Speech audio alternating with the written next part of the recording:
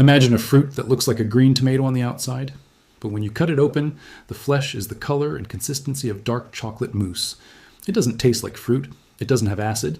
It doesn't have crunch. It tastes like rich, creamy chocolate pudding. It has 4 times the vitamin C of an orange. It has fewer calories than a banana. And it grows on a tree that produces hundreds of pounds of fruit every single year with 0 effort. This is the black apote, Diospyros nigra. In Central America, the Aztecs cultivated it for centuries. In Florida, backyard growers hoard it like gold. But in the grocery store, it is completely absent. Why? Why are we eating tasteless, watery melons and hard, sour apples when a fruit that tastes like dessert exists? The answer isn't biology, it's logistics. A fruit that ripens into a soft, custard-like texture cannot be stacked in a crate. It cannot be shipped in a semi-truck. It cannot sit on a shelf for 3 weeks. The modern food system chose durability over flavor. They buried the chocolate pudding fruit because they couldn't figure out how to put it in a box. In this video, we are uncovering the truth about the black sapote, the industry that ignored it, and why growing it yourself is the only way to taste the forbidden dessert of the tropics. To understand why this fruit is a threat to the $100 billion confectionery industry, you have to understand our addiction to chocolate. We crave the flavor of cocoa. We spend fortunes on candy bars, cakes, and syrups. But commercial chocolate is a processed product. It is bitter in its natural state. To make it palatable, the industry loads it with sugar, dairy, and emulsifiers. They sell you a vehicle for sugar, flavored with cocoa. The black sapote exposes this deception. It provides the complex, earthy, sweet flavor of chocolate without the processing. When you eat a ripe black sapote, you are eating a raw fruit. There is no added sugar. There is no fat. There is no dairy. Yet your brain registers dessert. It is a biological trick. The fruit's flesh is smooth, dense, and custardy. It lacks the acidity that defines almost every other fruit. When mixed with a little honey or orange juice, the flavor profile shifts, becoming indistinguishable from high-end chocolate mousse. If consumers knew they could grow a chocolate tree in their backyard, the demand for processed, sugary chocolate snacks would face a new competitor, nature itself. The candy industry relies on the fact that you think chocolate only comes in a wrapper. They rely on the scarcity of the flavor. Black sapote democratizes the taste of luxury. It takes a flavor associated with indulgence and turns it into a health food. This inversion of the food pyramid, dessert that is actually a vitamin supplement, is a marketing nightmare for companies selling empty calories.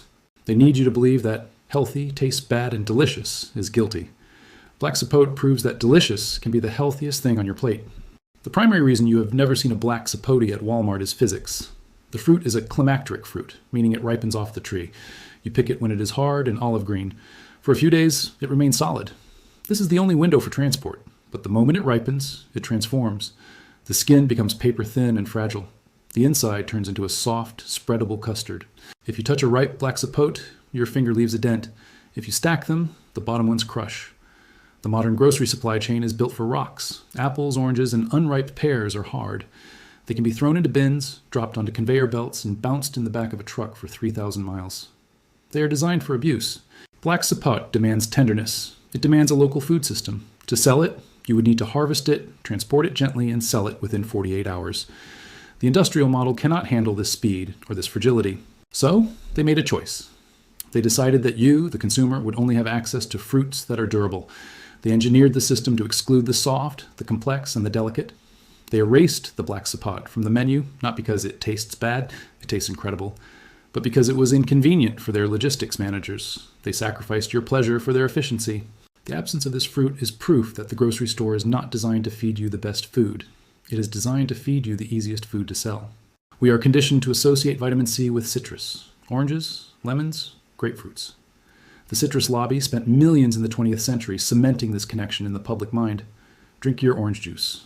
It is a cultural mantra. But forensic nutritional analysis reveals that the black sapote is a superior source. A 100-gram serving of black sapote contains roughly 190 milliliters of vitamin C.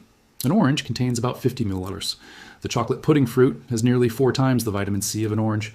Let that sink in. You are eating a fruit that tastes like chocolate custard, yet it provides a massive immune system boost. It is a dessert that fights scurvy. It is a treat that builds collagen. If the health food industry were honest, they would be selling black sapote powder as the ultimate immune supplement. But the citrus industry has a stranglehold on the vitamin C narrative. They own the orchards in Florida and Brazil. They own the juice factories. They cannot pivot to a tropical tree that grows in backyards and rots in trucks. By keeping the black sapote obscure, they protect the market share of the orange. They keep you drinking pasteurized, sugar-laden orange juice for health. unaware that a single chocolate fruit could provide days' worth of vitamins. It is a suppression of nutritional data to protect an established monopoly. The vitamin C, orange equation, is a fabrication of advertising, and the black sapote is the biological counterproof. In a world fighting an obesity epidemic, we are constantly told to cut calories. We are told to avoid desserts. We are told that pleasure leads to weight gain. The diet industry is worth $70 billion, and it thrives on the cycle of deprivation and binging. Black sapote breaks this cycle. Despite its rich, creamy texture and sweet, chocolatey flavor, it is remarkably low in calories. A cup of black sapote pulp has fewer calories than a cup of sweet potato. It has a fraction of the calories of actual chocolate pudding. It is high in fiber and water content, which makes it satiating. You eat it and you feel full. You feel satisfied because the flavor profile triggers the brain's reward centers for sweet and rich, but the caloric load is minimal. It is the biological hack for a sweet tooth. The processed food industry relies on the bliss point, the perfect combination of sugar, fat, and salt that makes food addictive but unsatisfying. They want you to eat a bag of cookies and still feel hungry. They engineer food to bypass your fullness signals. Black sapote works with your body. It satisfies the craving and the hunger simultaneously. If this fruit were widely available, the sales of low-fat artificial diet desserts would plummet. Why eat a chemically sweetened diet chocolate mousse when you can eat a fruit that grew on a tree? The diet industry fears real food because real food solves the problem they are paid to manage. The history of this fruit is not new. It is ancient. The Aztecs, the Maya, and the indigenous peoples of Central America cultivated the tzapatl for thousands of years. They didn't just eat it raw, they fermented it into beverages. They used the unripe fruit as a medicine for skin conditions and ringworm. They used the leaves to treat kidney issues. It was a staple of a civilization that understood the jungle. When the Spanish arrived, they categorized fruits. They loved the fruits that were sweet and familiar, the mangoes, the papayas. But the black sapote was strange. It was dark. It turned black when ripe. To a European mindset obsessed with purity and light, a black, mushy fruit looked like rot. There was a cultural bias against it. It was labeled as peasant food or indigenous food, unworthy of the royal tables of Europe. This colonial prejudice persisted for centuries. The crops that were exported and globalized were the ones that appealed to European aesthetics. The black sapote was left behind in the jungle. It survived in the gardens of the locals, passed down through generations, while the global food system was built around apples and bananas. Reclaiming this fruit is an act of historical recovery. It is acknowledging that the indigenous agricultural systems had identified superfoods that Western science ignored due to aesthetic bias. We are only now rediscovering what the Aztecs knew, that the black fruit is the sweet one. Modern fruit trees are fragile. An apple tree requires pruning, thinning, and spraying. A peach tree is a magnet for disease. The nursery industry makes money selling you trees that are difficult to keep alive, and then selling you the products to maintain them. The black sapote is a tank. It is an evergreen tree that can reach 80 feet in the wild, though it stays smaller in gardens. It has glossy, dark green leaves that look ornamental. It is resistant to most pests. It tolerates flooding. It can sit in standing water for days without dying. It tolerates poor soil. Once established, a black sapote tree requires almost zero care. You don't need to spray it. You don't need to baby it. You just wait for winter, and then you harvest. A single mature tree can produce hundreds of pounds of fruit. It is a calorie factory. This level of independence is bad for business. The agricultural industry wants you to be a plant parent, constantly tending and spending. The black sapote asks for nothing. It provides abundance for free. This makes it the perfect tree for the lazy gardener or the food forester. It fits into a permaculture system where the goal is to set it and forget it. By planting it, you are installing a permanent food source that will feed your family for decades with no ongoing cost. It is an asset that appreciates in value every year as it grows larger and produces more. Modern fruit trees are fragile. An apple tree requires pruning, thinning, and spraying. A peach tree is a magnet for disease. The nursery industry makes money selling you trees that are difficult to keep alive, and then selling you the products to maintain them. The black sapote is a tank. It is an evergreen tree that can reach 80 feet in the wild, though it stays smaller in gardens. It has glossy, dark green leaves that look ornamental. It is resistant to most pests. It tolerates flooding. It can sit in standing water for days without dying. It tolerates poor soil. Once established, a black sapote tree requires almost zero care.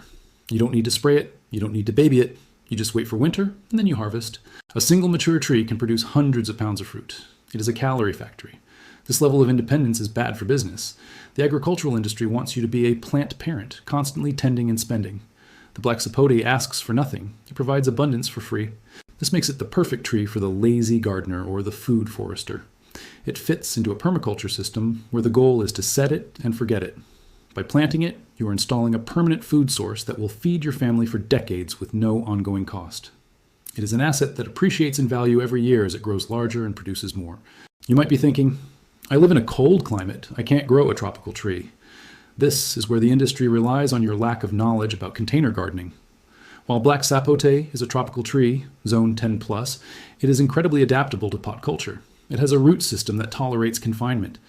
You can grow a black sapote in a 15 or 20 gallon pot on your patio.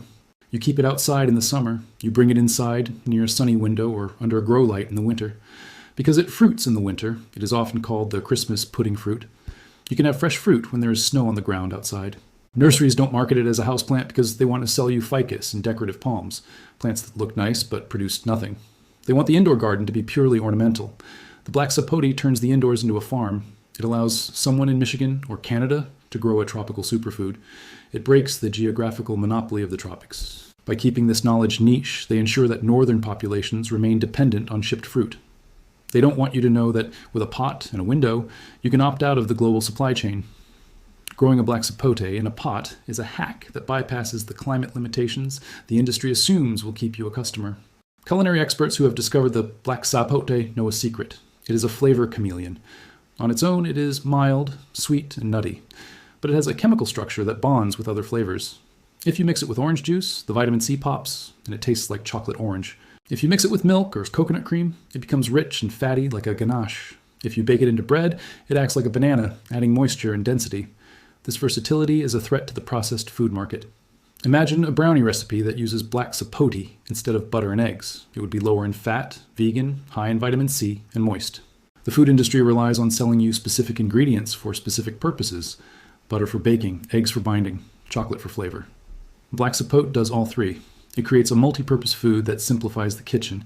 Chefs in Florida and Australia are starting to use it in high-end desserts, replacing expensive chocolates and creams.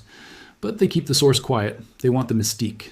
For the home grower, this means one tree replaces the need for boxes of brownie mix, tubs of frosting, and jars of pudding. It is a culinary Swiss Army knife hanging from a branch. Most commercial fruit trees are grafted.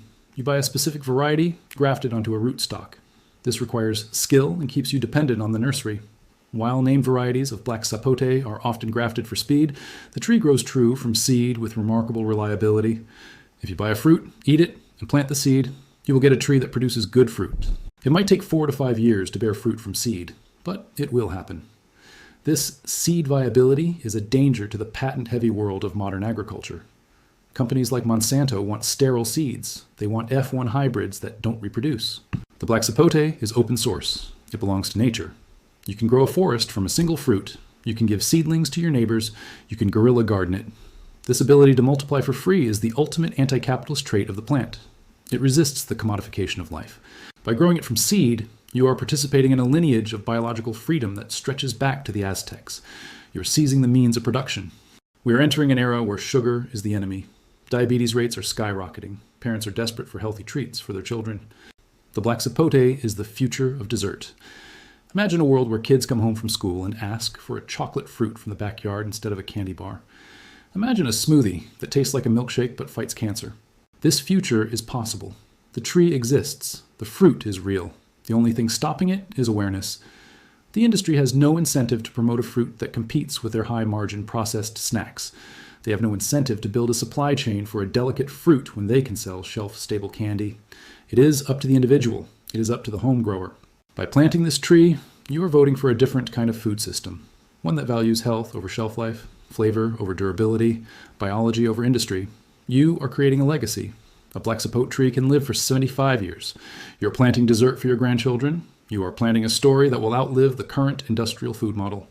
The black sapote is a test. It tests what we value. Do we value the convenience of a hard apple that tastes like nothing?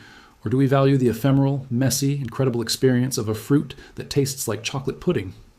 The industry made its choice. They chose the box, they chose the truck, they chose the profit margin. But you have a choice too. You can find a specialty nursery online. You can find a seed. You can plant this tree. It will take time. It will take patience. It is not instant gratification like a candy bar at the checkout aisle. But when that first fruit ripens, when you cut the green skin and scoop out the black gold, you will understand. You will taste a flavor that has been hidden from you for your entire life. You will taste the deception of the grocery store, and you will never look at a chocolate-flavored product the same way again. This is the forbidden fruit. Not because it is evil, but because it is too good for the system that feeds us. Reclaim the flavor, plant the tree, eat the pudding that grows on branches. If this video opened your eyes, subscribe and hit the bell. We are uncovering the food system they tried to hide. The algorithm wants you to watch entertainment. We want you to watch the revolution. The next vault opens soon.